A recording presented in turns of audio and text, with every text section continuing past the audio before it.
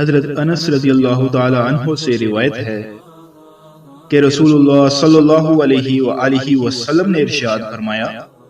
ہر وہ شخص جہنم سے نکلے گا جس نے لا الہ الا اللہ کہا ہوگا اور اس کے دل میں ایک جو کے وزن کے برابر بھی بھلائی ہوگی، یعنی ایمان ہوگا۔ اس کے بعد ہر وہ شخص جہنم سے نکلے گا